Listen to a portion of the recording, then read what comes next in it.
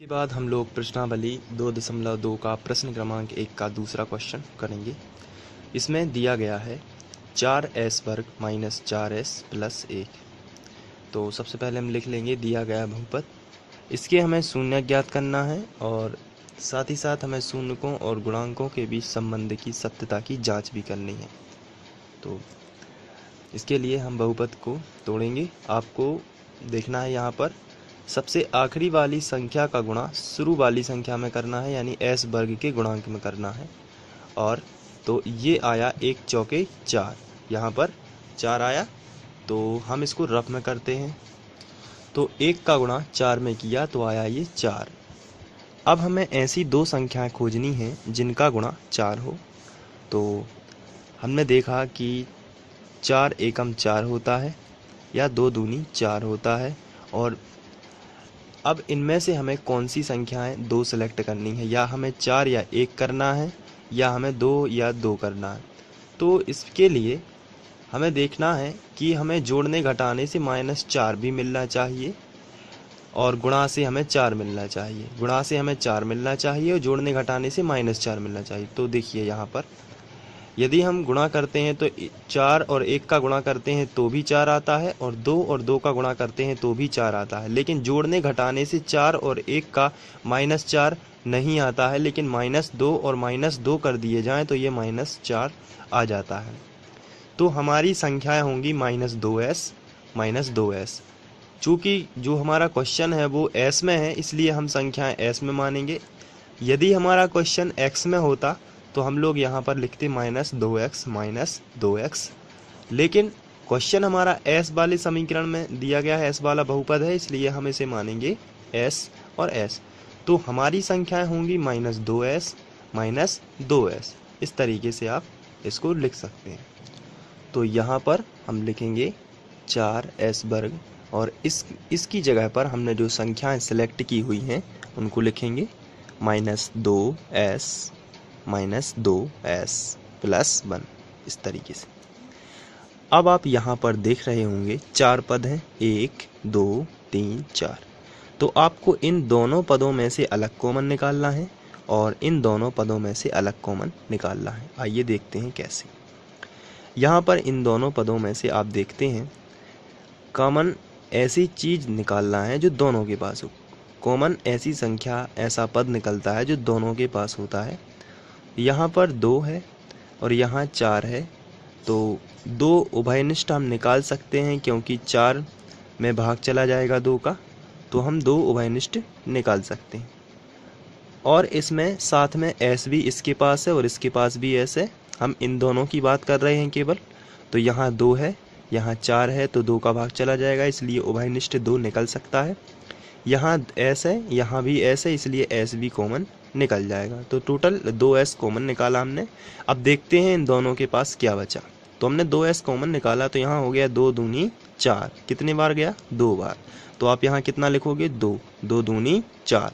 साथ ही साथ यहाँ पर s स्क्वायर था, यानी कि s वर्ग था। तो यहाँ पर एक s हमने निकाल भी लिया, तो एक s तो यहाँ पर बच जाएगा, माइनस लगा है तो माइनस। यहाँ पर हमने 2s कॉमन निकाला, तो ये पूरा का पूरा 2s जो है ये उठकर बाहर चला गया, तो इसके पास बचेगा केवल 1। अब यहाँ पर हम देखते हैं इन दोनों में से कॉमन निकालना है। यहाँ 2 है लेकिन यहाँ 2 नहीं है, यहाँ s है लेकिन यहाँ s नहीं है। तो हम ये समझते हैं कि दोनों के पास में ऐसा कोई पद नहीं है जो दोनों में से कॉमन आ सके। तो ऐसी स्थिति में जब कोई भी संख्या कॉमन ना निकल रही हो तो हम मिनिमम 1 जो है उसे कॉमन निकाल सकते हैं। तो 1 कॉमन निकालने के लिए पहले तो ये जो चिन्ह लगा है उसी चिन्ह के साथ में कॉमन निकालते हैं 1 को।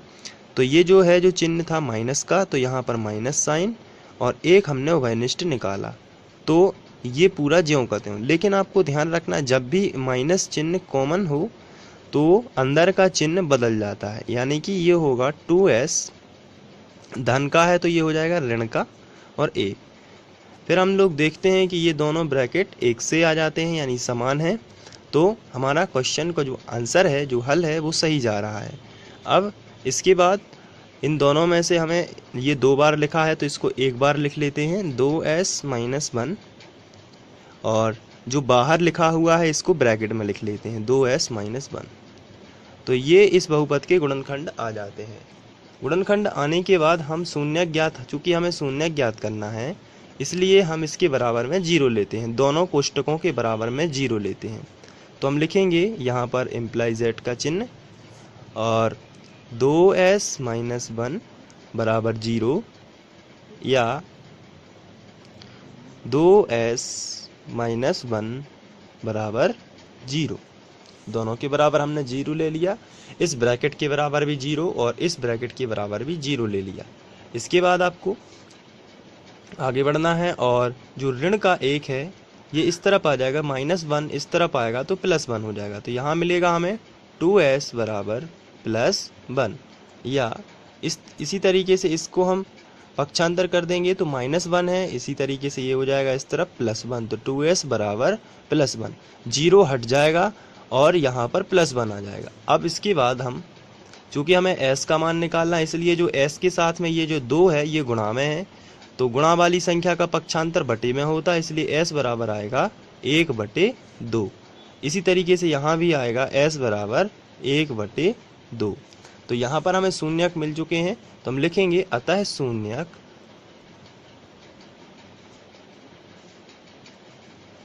1/2 व 1/2। तो ये शून्यक है 2 1/2। अब यहाँ पर हम जांच करेंगे, तो हम साइड हेडिंग डालेंगे जांच। इसमें हम लोग शून्यकों का योगफल और शून्यकों का गुणनफल, दोनों फॉर्मूले जो मैंने पहले क्वेश्चन में आपसे कहा था याद करना है। तो यहाँ पर हम लिखेंगे शून्यकों का योगफल बराबर, हमारा फॉर्मूला था ऋण x का गुणांक बटे x वर्ग का गुणांक, लेकिन हमारा जो क्वेश्चन है वो s में है, तो यहाँ पर थोड़ा सा फॉर्मूला बदल जाएगा और यहाँ पर होगा ऋण s का गुणांक बटे s वर्ग का गुणांक। ये फॉर्मूला इतना सा बस चेंज हो जाएगा, x की जगह पर s आ जाएगा क्योंकि हमारा क्वेश्चन जो है वो s में है। शून्यकों का योगफल, शून्यकों का योगफल कर देते हैं। हमारा पहला शून्यक था 1/2 प्लस हमारा दूसरा भी शून्यक है 1/2, दोनों का योगफल कर देते हैं और इसको हम ज्यों का त्यों लिखेंगे ऋण s का गुणांक बटे s वर्ग का गुणांक। इसके बाद हम दोनों का एलसीएम लेंगे तो ये आएगा, यहाँ पर आपको एक सिंपल ट्रिक मैं बता देता हूँ। 1/2 का मतलब होता है आधा, तो आधा प्लस आधा, आधा आधा जुड़ने के बाद बनेगा 1। आप डायरेक्ट भी इसको लिख सकते हैं, आधा प्लस आधा बराबर 1 बराबर ऋण s का गुणांक बटे s वर्ग का गुणांक। तो अब हम लोग यहाँ पर देखते हैं कि ये सत्यता की जांच होती है नहीं। तो हमारा जो क्वेश्चन है वो हम यहाँ पर रफ में लिख लेते हैं और इसके बटे कुछ नहीं तो 1 कर सकते हैं। अब हमारा जो क्वेश्चन है इसको हमने रफ में लिख लिया है 4s वर्ग माइनस 4s प्लस 1। अब यहाँ पर ऋण s, इसको हम इस तरफ भी पहुँचा देते हैं। अगर इसको यहाँ से हटा के इस तरफ लगा देते हैं तो s का गुणांक जो है वो -1 है, लेकिन यहाँ पर s का गुणांक -4 है। तो हमने क्या किया, इसको हमने 4 से भाग दे दिया, पूरे समीकरण में 4 से भाग दे दिया। यहाँ भी हमने 4 से भाग दे दिया, यहाँ भी 4 से भाग दे दिया और यहाँ भी 4 से भाग दे दिया। तो यहाँ 4 और 4 कैंसिल हो जाएंगे, तो हमारा वही समीकरण हम इस तरीके से भी लिख सकते हैं s वर्ग, यहाँ भी 4 और 4 कैंसिल हो जाएंगे तो -s आ जाएगा प्लस 1/4। तो जो हमारा क्वेश्चन था उसको हम इस फॉर्म में भी लिख सकते हैं। तो इस हिसाब से यदि हम देखें तो s का जो गुणांक है वो कितना है, -1 ही माना जाता है यहाँ पर। तो इस तरीके से ये सत्यता की जांच होती है। और s वर्ग का गुणांक भी कितना है, 1 है। तो जो हमें क्वेश्चन में दिया गया है उसको थोड़ा सा फॉर्मेट करेंगे, किस तरीके से 4 से भाग देंगे और एक नया समीकरण प्रस्तुत करेंगे और उससे आपको तुलना करनी है। तो ये s का गुणांक क्या होगा, -1 और s वर्ग का गुणांक कितना हो गया, 1। अब हम शून्यकों का गुणनफल वाला फॉर्मूला लगाते हैं। शून्यकों का गुणनफल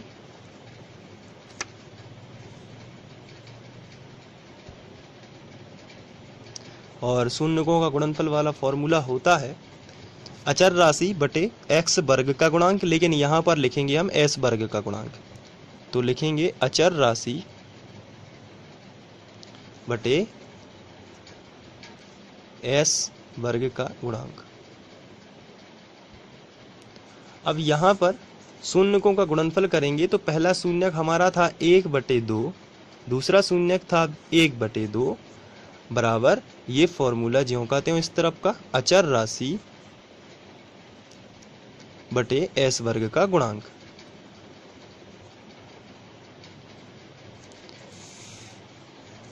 यहाँ पर ऊपर ऊपर का गुणा होगा तो आएगा 1 एकम 1 और नीचे नीचे का गुणा होगा तो 2 दूनी 4 बराबर अचर राशि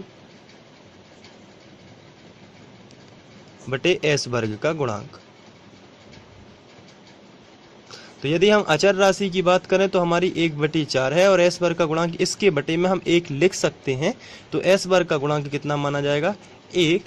तो हमारे जो बेसिकली जो हमने उसको फॉर्मेट किया था ये है, और इसमें जो बहुपद है हमने 4 से भाग दिया था तो ये बना था। तो इसमें अचर राशि वास्तव में 1/4 ही है। तो अचर राशि कितनी होगी 1/4 और s वर्ग का गुणांक कितना है 1 ही है। तो इस तरीके से सत्यता